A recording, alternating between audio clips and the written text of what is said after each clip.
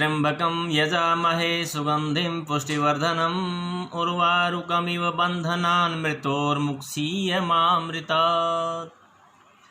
प्रिय विद्यार्थियों, आज हम वचन के बारे में पढ़ेंगे।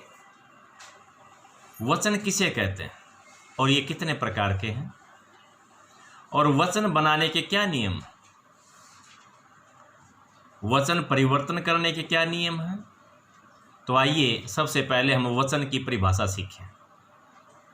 सभी बच्चे वीडियो सुनते समय अपनी पुस्तकें बंद कर दें, बस ध्यान से वीडियो सुने।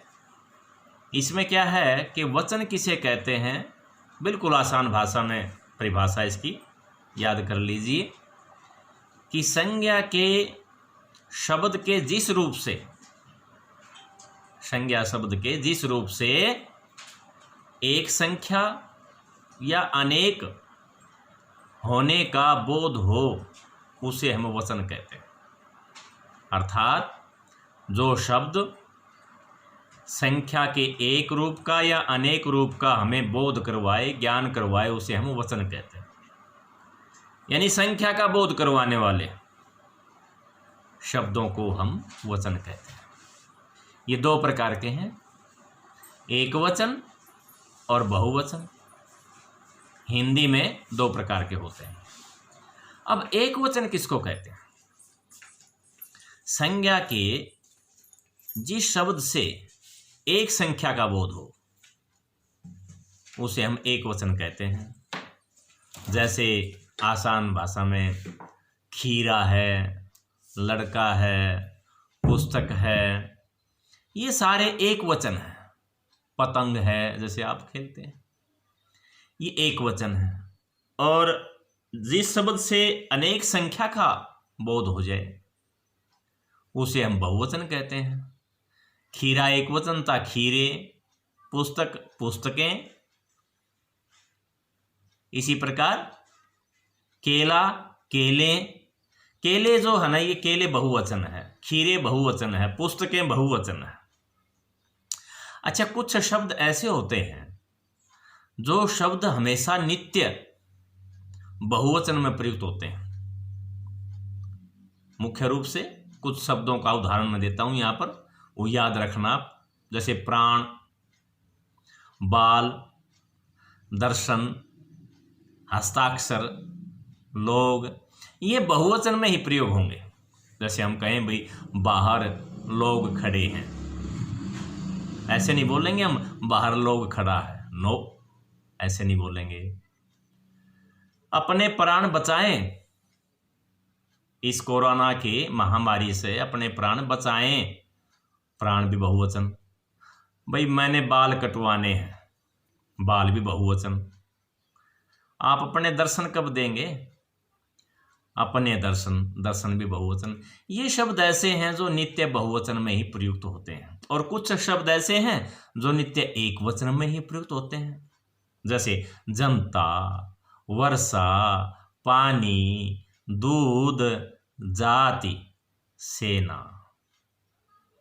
अब जैसे पानी का वाक्य में प्रयोग करें हम, मैं गर्म पानी पीता हूं,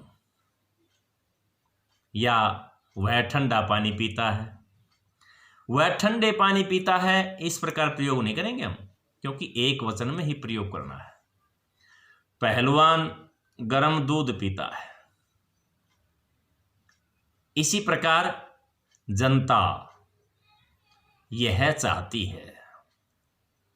इसी प्रकार सेना, भाई थल सेना तैयार है, थल सेना लड़ने के लिए तैयार है। भाई मनुष्य जाति ने स्त्री जाति का हमेशा मान सम्मान करना चाहिए। ये एक वचन में ही प्रयुक्त होंगे।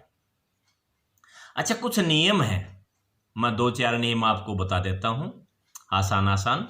जैसे कोई शब्द है, उसके अंत में आ जाए तो उस आ को ए बना दो।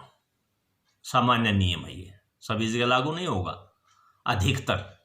जैसे कपड़ा, कपड़े, घोड़ा, घोड़े, खीरा, खीरे, बेटा, बेटे, भाला, भाले, ताला, ताले।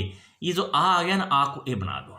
और मान लो स्त्रीलिंग शब्द हैं और अंत में ए है, उसको तो बस ए बना दे।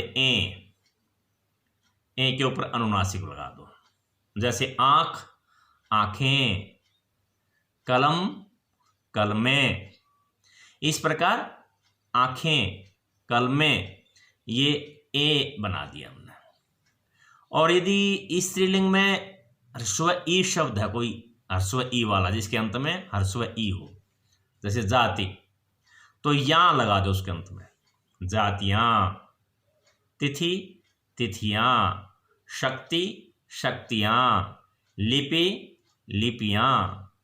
और जो मान लो स्त्रीलिंग शब्द में दीर्घ ई आ जाए तो उसको ई को इया में बदल दो।